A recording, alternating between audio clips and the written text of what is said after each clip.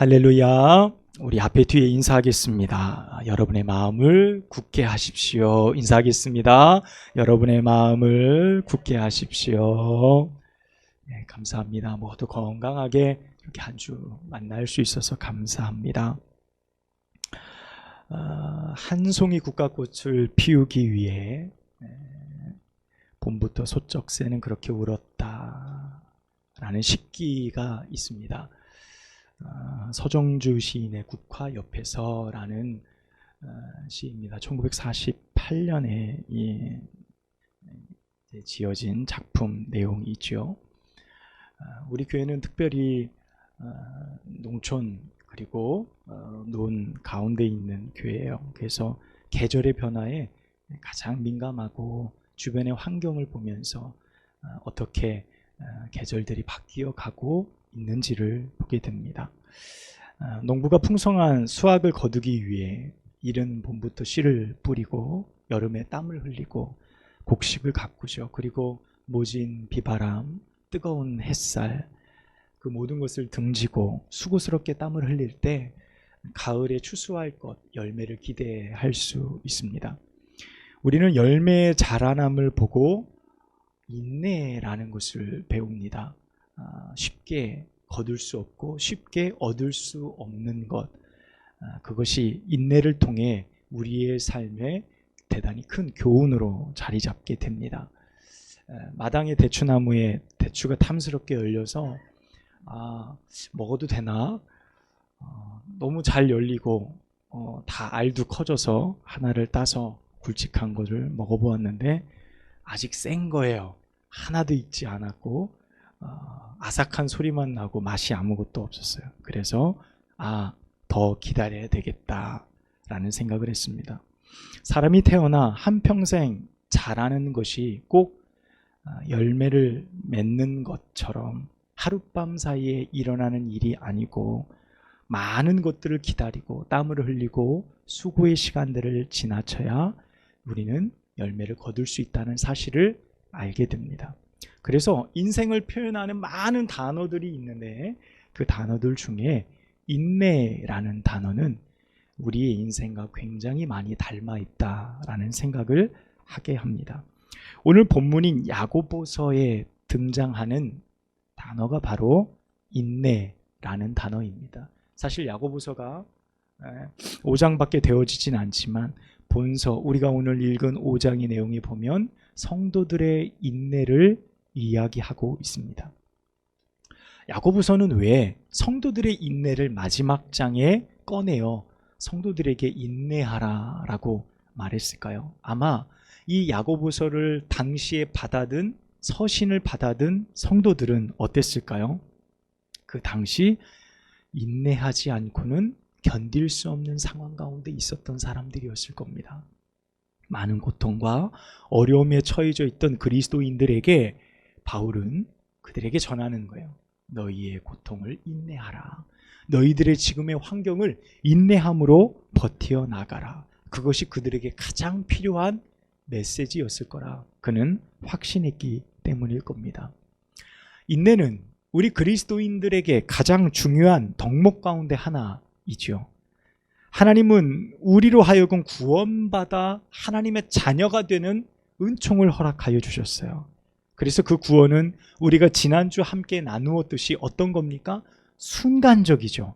거듭남도 순간적이고 우리가 양자의 영을 받아 중생하는 것도 순간적으로 일어나는 일입니다.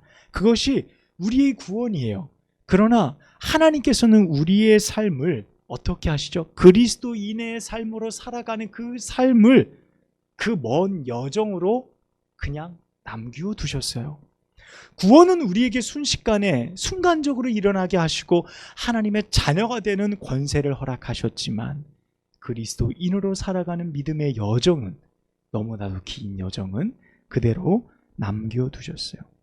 당장 큰 믿음을 구한다고 열심히 기도한다고 내일 당장 내 삶에 커다란 믿음, 장성한 믿음으로 바뀌지 않습니다. 매일 실수투성이인 우리의 삶이 당장 내일의 완전한 삶을 기대하기 어렵습니다.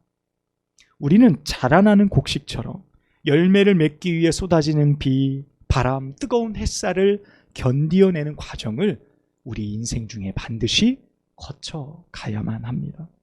이 과정에서 우리는 인내가 무엇인지를 배우고 이 인내의 시간을 통해 하나님의 은혜를 경험하며 살아가게 되어진다는 겁니다. 자, 그러면 우리가 이 인내의 과정을 거치며 오늘 본문 안에 반드시 발견해야 될 내용이 있습니다. 그 내용이 바로 무엇이냐면 인내와 연결되어진 말씀인 8절 말씀입니다. 여러분 8절 말씀 보면 뭐라고 되어 있습니까? 너희도 길이 참고 마음을 굳건하게 하라. 주의 강림이 가까우니라. 아멘. 이렇게 말씀하고 있어요. 주의 강림이 가까우니라. 너희가 인내하라라는 거예요. 지금의 환경과 어려움 속에서 참으라. 무엇이 가깝다는 겁니까?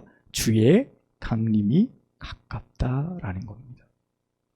여러분, 우리의 인내는 기약 없는 약속이 아니죠. 언제 어떤 일이 일어날지 몰라 그저 지나가는 약속이 아닙니다. 또한 신뢰하기 어려운 우리들의 약속도 아닙니다. 주님의 강림, 예수님께서 다시 오시는 재림의 역사는 그날이 언제일지 우리는 알 수 없다라고 말하지만 오늘 성경은 뭐라고 말합니까? 가깝다라고 말합니다. 그 날이 가까우니라. 더 정확한 표현으로는 뭐라 그러죠? 문 밖에 서 계시느라 라고 말씀하고 계십니다. 그러니까 인내하는 모든 성도들에게 그들이 인내해야 할 분명한 이유, 그들이 인내하며 살아야 될 분명한 이유로 우리에게 말씀하시는 것이 바로 주님의 강림이 가까웠다라는 말씀이라는 거예요.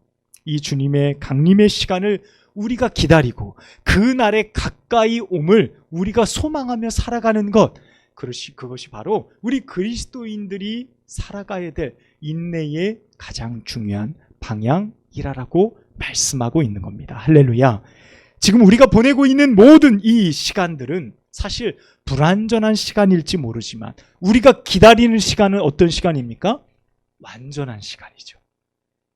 예수 그리스도께서 다시 오시는 재림의 시간은 우리에게 이렇게 불완전한 인생의 삶이 아니라 영원한 그 날의 시간을 우리가 기다리며 소망하며 살아가는 거예요. 그러니까 우리가 오늘 이 인생 가운데 인내하며 수고의 씨를 뿌림이 헛되지 않아요. 우리가 참고 인내하며 용서하며 살아가는 모든 시간들이 결코 버릴 것이 없는 시간이에요. 우리가 불완전한 시간을 투자해 어떤 시간을 얻는 겁니까? 영원한 시간을 얻게 되어지는 것. 주님의 강림과 재림을 기다리는 삶, 그것이 바로 우리가 기다리는 인내의 열매라는 사실입니다. 우리 인내는 오직 예수 그리스도의 재림을 바라보는 것이 되어야 돼요. 당장 눈앞에 보이는 이권, 지금 내 삶의 행복한 그것 쥐면 내가 너무 좋을 것 같고, 그것 갖고 그렇게 되어지면 무엇인가 행복할 것 같은 내 삶의 많은 이유들을 내가 그것 붙들며 살아가려고 하면 여러분, 그것처럼 불완전한 것들이 없습니다. 여러분, 세상의 가치는 손에 움켜쥘수록 빠져나가게 되어집니다. 여러분, 우리가 기다려야 될 인내와 수고와 모든 시간들은 주를 바라보고 주의 재림을 기다리는 것들이 되어져야 돼요. 그러므로 여러분, 여러분의 삶의 시간 속에서 여러분의 마음을 굳게 하시기를 주님의 이름으로 축복합니다. 우리가 강림을 기다리고 우리가 함께 그 날을 기다리기 때문에 그렇습니다. 그러기 위해 우리가 반드시 지켜야 될 것이 있어요. 오늘 10절 말씀 우리 함께 보도록 할까요? 10절 말씀 함께 읽습니다. 시작. 형제들아, 주의 이름으로 말한 선지자들을 고난과 오래 참음으로 본을 삼으라. 아멘. 자, 9절도 함께 읽어볼게요. 앞절 9절 시작. 형제들아, 서로 원망하지 말라. 그리하여야 심판을 면하리라. 보라, 심판주가 문 밖에 서 계시느니라. 아멘. 자, 우리가 인내해야 될 이유가 주의 강림이고 재림인데 그 날이 가깝다. 그런데 9절 말씀에 보면 어디 계시다고요? 문 밖에 계시느니라. 여러분, 여러분 멀지 않았다는 거예요. 요한계시록의 표현에 보면 뭐라고 되어 있죠? 문 밖에 서서 두드리나니. 이미 오셔서 우리의 마음을 두드리고 계시다라고 말해요. 그러니까 주님이 이미 가까이 오셨어요. 이제 문을 열면 되는 거예요. 너무나도 가깝죠? 그러기 위해 너희는 이렇게 살아라는 거예요. 인내하기 위해 너희는 반드시 이것을 지키라는 거예요. 그 공동체 안에서 이것을 이루어 가라라는 거예요. 여러분 그것이 9절과 10절 말씀이에요. 거기서 나오는 게 무엇이죠? 형제 원망에 관한 일입니다. 초대교회 안에 당시 초대교회 안에 형제 원망에 관한 일들이 있었어요. 여러분 그것이 뭐냐면 우리 시대를 이해해 보면 딱 알 겁니다. 1890년 이후에 우리나라에 이제 선교사님들이 막 들어오게 되어지고 복음이 전파되어졌는데 선교사님들이 들어오셔서 가장 먼저 한 것이 많은 일이 있어요. 학교도 세우고 병원도 세우고 의료와 복지와 교육들 많은 것들을 했지만 계몽운동도 함께 했고요. 그리고 뭘 했냐면 신분 차별 이런 것을 철폐하는 운동도 했어요. 그래서 백정 해방 운동도 굉장히 많이 했습니다. 그래서 교회에 수많은 사람들이 오는 거예요. 그런데 양반도 오고 백정들도 오고 종들도 오는 거예요. 근데 양반들이 우리도 교회를 다니고 예수를 믿겠다고 하는데 자기 주변에 보니까 백정, 소잡고 이렇게 하는 사람들이 오는 거예요. 그러니까 나는 이 사람들과 같이 예배할 수 없다. 어떻게 백정들과 한 교회에 다닐 수 있느냐? 선교사님한테 이야기하는 거예요. 만약에 이 백정들이 우리 교회에 계속 나오면 우리는 이 교회를 안 나오겠다. 선교사님이 그러는 거죠. 교회는, 복음은 만인이 평등한 거예요. 신분의 차도 없는 거예요. 빈부격차도 없는 거예요. 그런 차별의 모든 것들이 없어요. 그러니 이들도 함께 우리와 예배하고 우리의 형제요, 우리의 자매다. 이야기할 때 거기 있는 양반들이 어떻게 해요? 교회를 다 떠나요. 그래서 다른 곳에 또 교회를 개척하는. 우리 한국교회사 안에 그런 많은 일들이 있었어요. 어느 때는 승동교회 안에는 우리나라에 굉장히 유명한 오래된 역사적인 교회죠. 장로교회인 승동교회 같은 경우에는 거기에 장로로 피택된 두 사람이 한 사람은 양반이고 한 사람은 백정이었어요. 한 교회 안에 2대 장로를 뽑는데 한 사람은 양반이요, 한 사람은 백정인 거예요. 그런데 투표를 해서 누가 됐게요? 백정이 된 거예요. 자, 교회 안에서 그 당시 안에 그런 일이 불가능했지만 교회 안에서만큼은 가능했던 것. 수많은 원망과 불평이 있었지만 결국 하나 되어지고 예수 그리스도 안에 우리는 평등하고 아무런 신분의 격차가 없는 그것을 우리 교회에서 안에, 우리 한국교회에서 안에 그것을 우리가 볼 수 있었습니다. 오늘 초대교회 안에도 그랬어요. 부유한 자들이 교회에 오고 가난한 자들과 저 죄인들이 교회에 오는 거예요. 유대인의 율법상 그들이 교회에 온다는 그 자체가 그들이 인정이 안 되어지는 거죠. 그래서 형제 원망에 관한 말들, 다툼과 불화의 많은 씨앗들이 교회 안에 너무나도 많이 퍼져 있게 되었습니다. 그 공동체가 어려움이 생기게 되어지는 거예요. 그때 바울이 말하는 거죠. 형제 원망에 관해서 내가 들었거니와 너희는 원망하지 말라. 주께서 심판주로 가까이 와 계시니 너희가 하는 모든 것이 곧 심판의 이유가 되어줄 수 있다라고 말씀해요. 이 심판은 무엇입니까? 결국 이 어려운 환경 중에 너희가 함께 해도 모자른데 서로 함께 원망하고 불평하면 이 공동체가 와해되어줄 수밖에 없다라는 사실이에요. 4장 앞절로 가보면 4장 11절과 12절에 뭐라고 말씀하냐면 우리가 누군가를 판단할 권한이 없다라는 것을 먼저 말해주고 있어요. 그리고 형제의 원망에 관한 말씀을 하고 있는 거예요.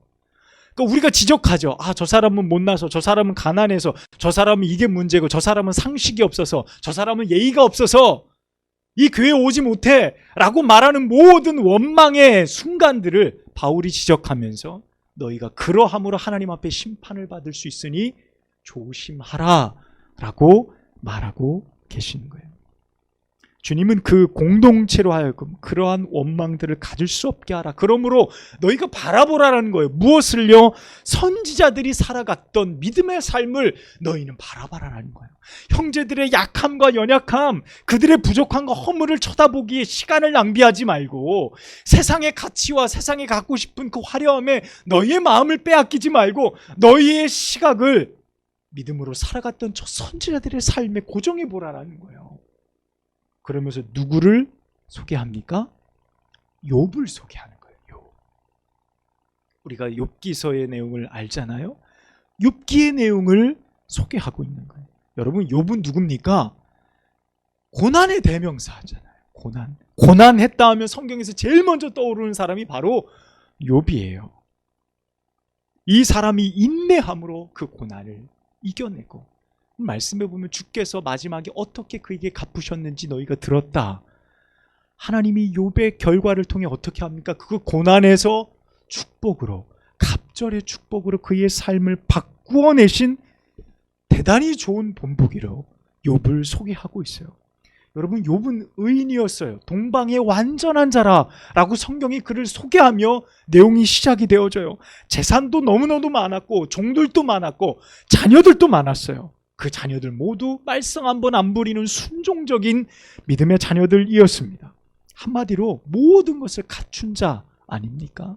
그런데 이 사람이 이유도 없이 찾아온 고난, 그 이유를 찾아볼 수 없는 고난과 어려움 속에 그가 처해지게 되어지잖아요. 재산이 모두 갑자기 불타서 사라져버리고, 자녀들은 한 곳에서 식사를 하다가 건물이 붕괴돼서 자녀 모두 죽게 되어져요. 더군다나 자신의 몸에 악창이 생겨서 몸을 긁고 그것을 피를 내기까지 긁지 않으면 견딜 수 없는 삶에 놓이게 돼요. 아내는 하나님을 차라리 욕하고 죽어라 라고 말했죠. 그만큼 어려운 삶을 겪어야 됐던 그의 삶에 그가 인내라는 하나의 단어를 들고 나오는 거예요. 그가 그 과정을 통과하는 그 여정이 너무나도 어렵고 우리는 그 과정을 감히 상상할 수도 없지만 오늘 성경은 우리에게 욥이라는 사람을 등장시키는 거예요. 인내라는 주제를 시작하면서 우리가 바라봐야 될 하나의 사람으로, 대상으로 욥이라는 인생의 삶을 들추어내서 욥을 잘 아는 우리의 삶에 그를 비추어내는 거죠. 그러면서 우리의 삶 속에 일어나는 많은 일들을 욥의 삶으로 비춰지게 하면서 인내가 무엇인지, 우리가 왜 인내해야 하는지, 인내의 결과가 무엇인지를 우리로 하여금 배우게 하고 있다는 사실입니다. 여러분, 우리가 살아가는 세상 세속적이죠. 그래요. 그렇게 살아야 돼요. 더 세속적이어야지만 잘 먹고 잘 살 수 있습니다. 내가 그리스도인으로 살려고 한다면 사실 손해볼 수밖에 없는 세상의 삶의 구조들이지만 우리는 바라봐야 될 것이 바로 욥의 삶이라는 사실. 이 세상 속에서 주의 강림을 바라보며 살아간다는 매우 역설적인 삶을 살아가는 사람들이 바로 그리스도인이라는 사실을 말해주고 있는 거예요. 여러분, 세상에 살면 세상답게 사는 게 맞지 않겠습니까? 그런데 세상에 살아가면서 우리는 하늘을 바라보며 살아가는 사람들, 예수 그리스도의 강림을 바라보며 살아가는 오래 참음과 인내의 삶을 살아가는 사람들이라는 사실을 가르쳐주고 있습니다. 사랑하는 여러분, 무엇을 잘하고 좋은 성과를 내는 것이 신앙생활이 아니라고 성경은 우리에게 말합니다. 우리는 단지 세상을 본받지 않고요, 주님의 강림을 기다리고 변하지 않는 세상에서 빛이 되는 삶을 살아가는 사람들, 오늘 또 나의 복음을 세상 가운데 쏟아내며 살아가는 사람들이 바로 우리들입니다. 로마서 5장 3절과 4절의 말씀에 이렇게 말하고 있어요. 다만 이뿐 아니라 우리가 환난 중에도 즐거워하나니 환난은 인내를, 인내는 연단을, 연단은 소망을 이루느니라 라고 말하고 있어요. 우리가 지금 어디에 있습니까? 인내의 과정 중에 있다면 우리의 소망은 이루어지게 되어져 있다는 사실입니다. 결국 그 인내가 우리로 하여금 더욱 튼실한 그리스도인들이 되게 해줄 것이고, 연단케 해서 결국 그 소망으로 이끌게 될 거예요. 여러분, 그 소망이 무엇입니까? 예수님이 재림인 거예요. 주님이 다시 이 땅에 오셔서 우리의 모든 수고의 눈물을 씻어주시는 그 날을 우리가 기다리며 오늘도 살아가고 있는 것입니다. 사랑하는 여러분, 지금 우리가 바라보는 모든 것, 우리의 기도의 모든 제목들, 불가능하다 생각하는 모든 일들, 여러분, 농부가 귀한 열매를 바라보며 길이 참고 늦은 비와 이른 비를 기다리듯이 참고 인내하는 여러분 되시기를 축복합니다. 주님께서 곧 오십니다. 이미 주님께서 문 밖에 당도에 계세요. 그러니 여러분의 믿음을 흔들리지 마시고 마음을 굳게 하시는 여러분 되시기를 주님의 이름으로 축복합니다. 기도하겠습니다. 하나님, 우리가 어떻게 살아가야 할지 우리 인생의 길을 보여주시고 이끄신 하나님 아버지, 인내의 삶을 살게 하여 주옵소서. 마음을 굳게 함으로 그 믿음의 삶을 살아가는 우리 모두가 되어지도록 하나님 함께 하여 주옵소서. 연약한 우리의 삶을 빛나게 하셔서 하나님의 거룩한 그 축복 안에 거하게 하셨음에 감사합니다. 주님, 오늘 이 말씀 붙들고 인내의 삶, 주님의 재림을 기다리는 복된 삶 살아가는 우리 모두 되게 하옵소서. 예수님의 이름으로 간절히 기도하옵나이다. 아멘.